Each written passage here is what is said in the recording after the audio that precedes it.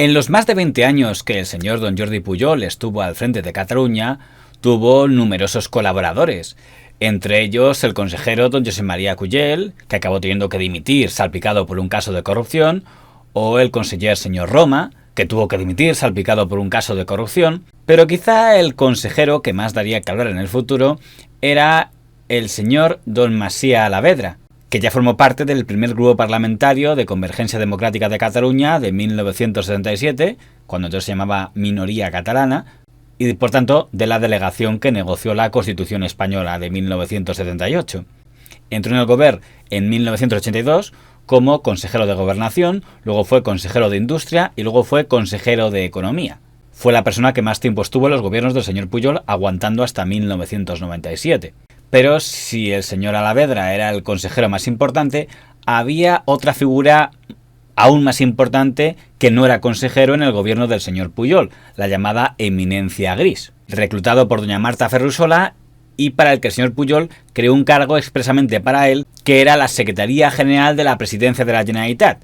Y luego allí apareció un personaje muy tenebroso, que era Lluís Prenafeta.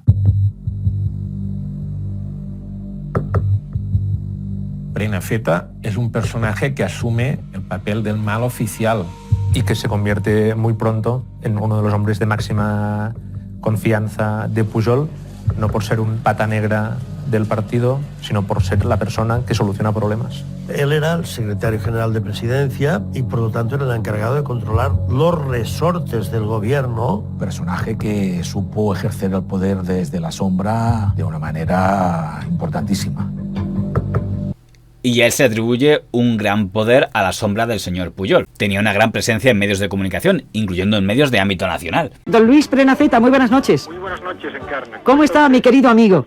Pues muy bien por Barcelona y por Madrid. Muy bien, muy bien. Me alegro mucho de escucharla y antes de que, si usted me permite, antes de que me formule ninguna pregunta, yo tengo que agradecerle la amabilidad que ha tenido en llamarme, porque realmente esto para mí indica dos cosas. Primero, poderla escuchar de nuevo. Gracias, Luis. En esta nueva singladura, que yo le deseo como mínimo los mismos éxitos que ha tenido en las anteriores. Gracias, Luis. Porque desde Cataluña sabemos quizá, más que en el resto de España, digo quizá, lo mucho que usted ha hecho en estas horas de la noche y lo mucho que significa escuchar su voz para tantos y tantos ciudadanos de este país. Pujol y Prenafeta se conocen unos meses antes del 80. Prenafeta es suficientemente listo como para saber que una vía de entrada óptima para acceder a Pujol es Marta Ferrusola. Es la mano derecha de Pujol porque Marta se lo presenta al presidente. Y quiero seguir haciendo, Luis, porque la nueva singladura me llevará a estar un día en Madrid, 3 días en Cataluña, un día en Málaga, otro día en Valladolid y otro día no sé en qué punto. Pero desarraigarme de una tierra que amo, que respeto y en la que he dejado parte de mis cosas bellas, no voy a hacerlo jamás. Quiero decirlo públicamente, ahora que estoy a 600 kilómetros de distancia. No voy a desarraigarme de lo que amo, de lo que quiero, de lo que respeto y de lo que me ha dado tantas cosas hermosas a lo largo de 6 años. Sigo estando ahí, en esencia. Lo estará siempre, Encarna. Gracias, Luis. Me gusta esa espontaneidad. ¿No se ha sentido molesto cuando le he despertado a estas horas de la mañana? No, en realidad la estaba escuchando porque Gracias. yo tenía información de que hoy usted se retrobaba con los oyentes. Sí. Digo, se retrobaba y también conmigo, y cuando puedo la escucho. Gracias, Luis. Entonces, pues la estaba escuchando, este nuevo programa, y por lo tanto leyendo un libro, esperando cómo se iba desenvolviendo el programa, y por lo tanto no se preocupe que no ha habido ningún problema en este sentido. Muchísimas gracias. Un tipo, oye, que puede ser un secretario que le lleve cosas que ni él sabe llevar ni él quiere llevar. Luis, en este momento usted tiene conciencia de que no solo se está representando a sí mismo, sino que está representando a la más alta autoridad, respetable y respetada autoridad del gobierno catalán, a nuestro presidente Jordi Pujol. Lo sabe, ¿verdad? Evidentemente. También se le atribuye sacar la guadaña contra medios de comunicación, como por ejemplo llevarse por delante a un director de La Vanguardia cuando no estaba en la línea que le interesaba a la Generalitat, que era el caso del señor Lluís Foix. Bueno, es que yo venía de Estados Unidos. Yo quería hacer un periódico como se hace en América. Yo creo que Ibáñez no fue, yo creo que fue Pujol, ¿no? Pujol, Prenafeta, Macià Alavedra, Pujol, Prenafeta, Macià Alavedra, estos tres. Pero La aportación más importante que se atribuye al señor Prenafeta es que cuando el señor Pujol ordena que se ponga en marcha la primera televisión pública de Cataluña, TV3, el señor Prenafeta fue el que se puso al frente de la puesta en marcha de TV3. Y entonces hay aquella frase que le dice Pujol a Prenafeta, le dice: la Generalitat somos tú y yo, Lluís. Una televisión se puede llegar a la gente que tiene un grado de, en su entender, desinformación. De decir, bueno, pues ahora voy a hacer mi medio de comunicación, que además va a ser el más potente de todos. Pujol quería una radio y televisión públicas por el mismo motivo que todos los políticos en el poder quieren medios de comunicación que jueguen a su favor. Jordi Pujol delegó absolutamente la confianza de aquel invento en Lluís Prenafeta, y Lluís Prenafeta siempre con el director general del momento. Ese es el señor Quintás, que tuvo un final muy siniestro, pero del que ya hemos hablado en otra pieza.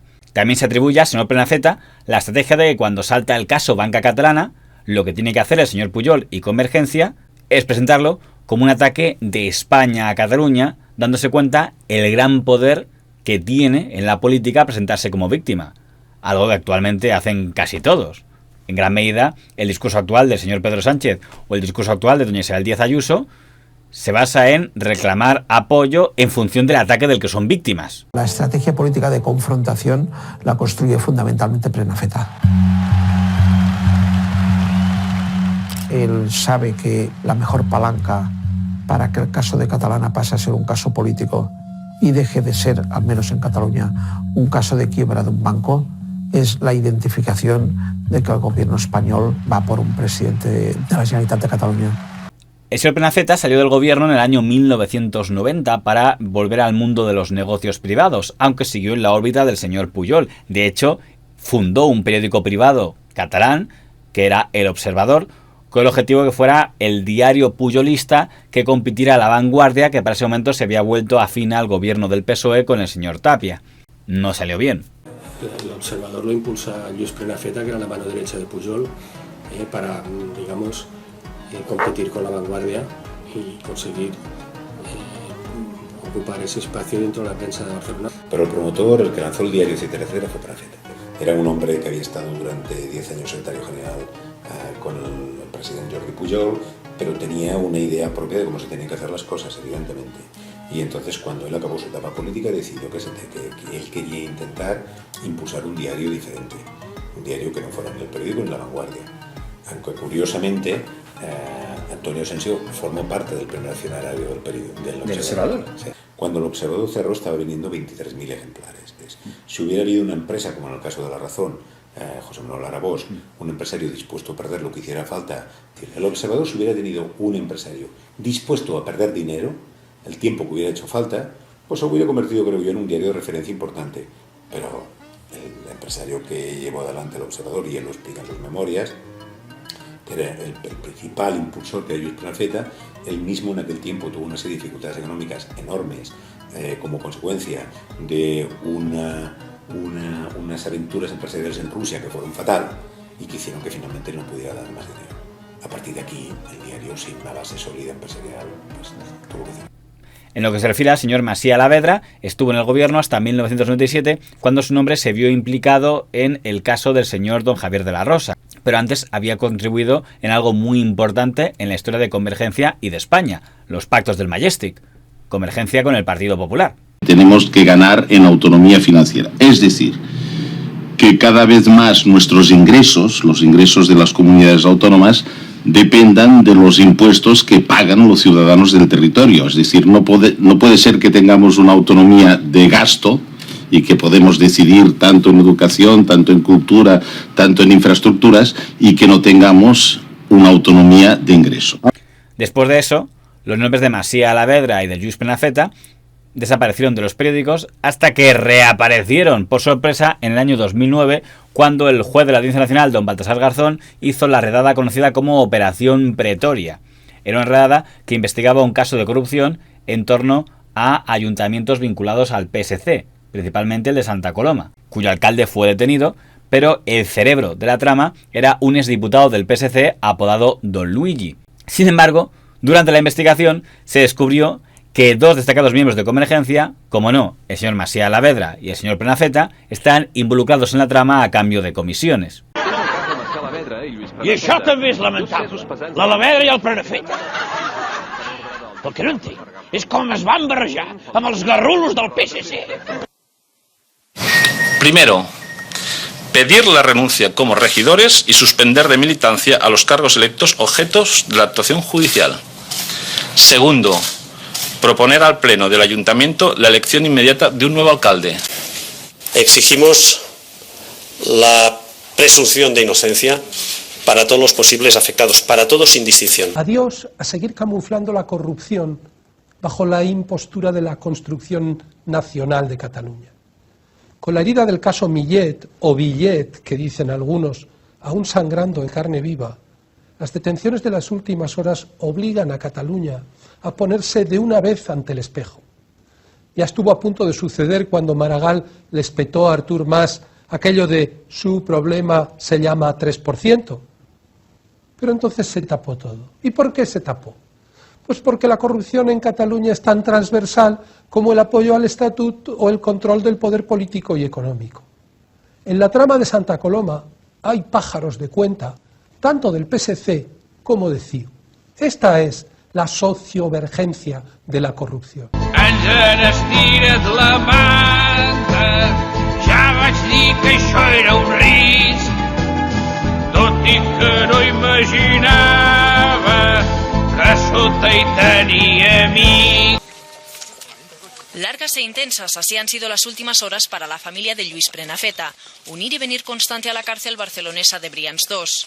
Después de pagar el 1.000.000 de euros de fianza, veíamos hace unos minutos esta imagen. Prenafeta saliendo de la cárcel. Gracias a la familia y a muchos amigos, mucha gente que se ha puesto en contacto con nosotros sin pedir ni siquiera ayuda, pues hemos conseguido reunir el importe, que es muy alto. Quien ya ha pasado su primera noche en casa es Macià Alavedra, tras reunir el 1.000.000 de euros de su fianza en cuestión de horas. Señora Alavedra, ¿cómo está? Algo aturdido y con el semblante serio, abandonaba anoche la cárcel acompañado por su esposa Doris Malfeito, que también está imputada. El caso Prenafeta provocó la ruptura entre dos comentaristas entonces convergentes, la señora Rahola y el señor Sostres, que habían sido compañeros en Crónicas Marcianas. Mientras que la señora Rahola tachó en La Vanguardia a los dos detenidos de corruptos, el señor Sostres dijo que eran soldados de Cataluña y que había borrado de su móvil el contacto de la señora Rahola tras haberles atacado. No deja de ser llamativo que Prenafeta y Macià Alavedra sean detenidos el día después de que Pujol pidiera silencio, bajo amenaza de tirar de la manta. ¿De qué manta hablaba Jordi Pujol? Pujol parecía insinuar que sabía cosas, que estas cosas no eran lícitas o legales y que solo las diría si le tocaban demasiado las cosquillas. Esa manta que enseñó la patita con el 3% de Maragall, pero que volvió al silencio sepulcral, empieza a mostrar algunas de sus vergüenzas, es decir, en temas de corrupción, suerte que no somos independientes, lo cual me retorna a Pujol y con él al global político. ¿Qué significa que podrían tirar de la manta unos y otros? Pues tírenla de una vez, desnuden sus vergüenzas y limpien las cloacas de nuestra venerable sociedad. Basta, en definitiva, de omertà a la catalana. A propósito de las detenciones de mis amigos, he borrado de mi agenda telefónica el número de Pilar Rahola. Esta señora que el miércoles se permitió de escribir un artículo despreciando a los señores Alavedra y Prenafeta. Me causan espanto el interior de los bolsos de las mujeres, pero hay uno que conozco perfectamente y no es el de mi esposa, sino precisamente el de Pilar Rahola, por la descripción que hacía Lluís, que lo había visto tantas veces. Esta Pilar, convertida ahora en moralista de ir por casa, se presentaba en Palau, cuando Lluís Prenafeta era el secretario general de la presidencia, a exigir bonitas sumas de billetes en nombre de una presunta fundación catalanista. Abría el bolso hasta que se lo llenaban. Todo el mundo pudo comprobar cómo de escasa fue la actividad de esta fundación comparada con la voracidad de su recaudadora. Esta Pilar Rahola del «usted no sabe con quién está hablando». Esta Pilar Rahola, que cuando marchó de Esquerra, se llevó el acta y el sueldo de todos los cargos públicos que en nombre del partido ocupaba en una demostración de piratería insólita hasta entonces a la política catalana. Y Pilar del Bolso es quien osa dar lecciones de honradez a dos políticos de los cuales conocemos una impresionante hoja de servicios al país, cosa que tenemos que decir que nunca hemos conocido de ella. Todavía no sabemos de qué se acusa a los señores Prenafeta y Alavedra ni qué solidez tendrán estas acusaciones en caso de que lleguen viniendo del juez que vienen.